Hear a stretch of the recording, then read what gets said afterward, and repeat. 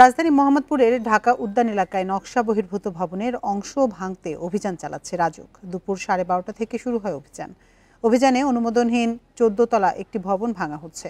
রাজুক জানিয়েছে, অনুমোদিত নকশার বাইরে গিয়ে অবৈধভাবে ভবন তৈরি ও ঝুঁকিপূর্ণ ভবনগুলো চিহ্নিত করে এই অভিযান চালানো হচ্ছে। এর আগে মঙ্গলবার রাজধানীর পীরের বাগে 3টি ভবনের নকশা বহির্ভূত অংশ ভেঙে দেয়া সহ 17টি ভবনে অভিযান চালায় রাজুক। জরিমানা করা হয় 1.5 লাখ টাকা। একই সাথে কেরানীগঞ্জে নির্মাণাধীন আরও 8টি ভবনে মোবাইল কোর্ট পরিচালনা করে রাজুক। এ সময় 3টি ভবনের আংশিক ভেঙে ফেলা সহ জরিমানা করা হয় 2 লাখ টাকা। এই দুই এলাকা থেকে একটি ভবনের বিদ্যুৎ বিচ্ছিন্ন সহ মোট 21 ভবনের বিদ্যুৎ মিটার জব্দ করা হয়। জরিমানা করা হয় মোট 3.5 লাখ টাকা।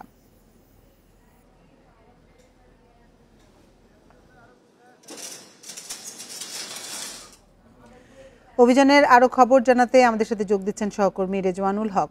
রেজওয়ান, অভিযান যে চালানো হচ্ছে, এর আগে ভবন মালিকদের কোনো ধরনের নোটিশ দেওয়া হয়েছিল কিনা, আর এ পর্যন্ত কতগুলো ভবন মালিককে জরিমানা করা হয়েছে?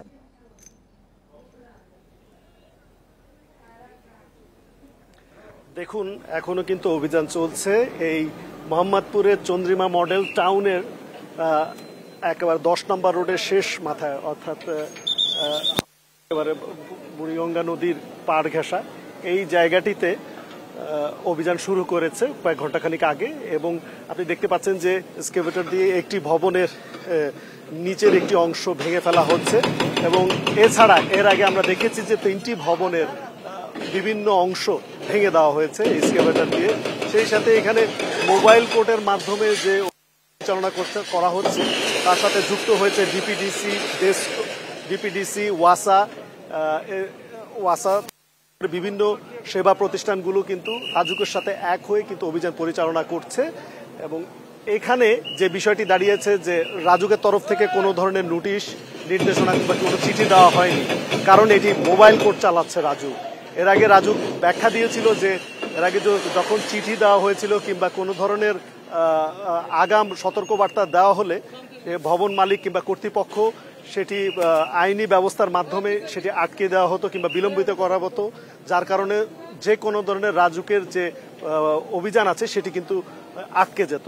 কিন্তু এবার যেটি করা হচ্ছে সেটি মোবাইল কোর্ট করা হচ্ছে, অর্থাৎ তৎক্ষণাৎ জরিমানা, জেল জরিমানা কিংবা শাস্তির বিধান এখানে রেখে কিন্তু তারা শাস্তি দেওয়া হচ্ছে।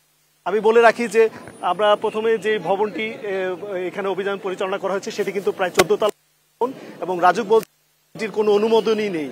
এখানে যে কয়টি ভবনের অংশ ভেঙে ফেলা হচ্ছে সেগুলি প্রত্যেকটিরই কিন্তু রাজুকের কোনো ধরনের অনুমোদন নেওয়া হয়নি। যেটি বলা হয়েছিল যে নকশাবিহীন ভবনের বর্ধিত অংশ ভাঙার কাজ করছে রাজুক, কিন্তু এখানে পুরো নকশাই নেই, এখানে কোনো অনুমোদনই নেই। নিজের খামখেয়ালি খুশি মতোই কিন্তু এই ভবনগুলি তৈরি করা হয়েছে। তবে রাজুককে প্রশ্ন করা হয়েছিল যে এই ভবন যখন তৈরি করা হয়, যখন শুরু করা হয়, তখন আসলে তারা কোথায় ছিলেন কিংবা তাদের দায়িত্বটা কি ছিল, সেই বিষয়ে রাজুক কোনো উত্তর দেয়নি। আমরা আশা করছি যে পরবর্তীতে রাজুকের কাছ থেকে এই ধরনের একটি আমরা পাবো, কারণ একটি ভবন তৈরি করা হয়ে গেলে কিন্তু সেখানে যারা অনিয়মের আশ্রয় নিয়েছিল তারা যে না জেনে না বুঝেই যে একটি 14 তলা ভবন 13 তলা ভবন তৈরি করে ফেলেছে, সেই বিষয়টি কারোর নজরে নেই, কেউ এটি খেয়াল করেনি। এখন ভবন পুরোপুরি তৈরি করার পরে যে ভেঙে ফেলার কাজ করছে এটি নিয়ে কিন্তু এক ধরনের প্রশ্ন আছে। এখানে যারা সাধারণ মানুষ আছে তাদের কিন্তু প্রশ্ন আছে যে পুরোপুরি তৈরি করার পরে রাজুক এখন অভিযান চালাচ্ছে, এর আগে রাজুক কি করেছিল। তো আমরা দেখছি এখানে এই পুরো রাস্তা জুড়ে 10 নম্বর রোড, রাজুক মডেল টাউনের 10 নম্বর রোড, সেই রোডের আরো বেশ কয়েকটি বাড়ি ভেঙে ফেলার কাজ করবে রাজুক, আমাদেরকে যতটুকু জানিয়েছেন। সেই সাথে আপনাকে বলবো যে এখানে কিন্তু বিদ্যুতের যে মিটারটি আছে সেটি কিন্তু রাজুক জব্দ করছে।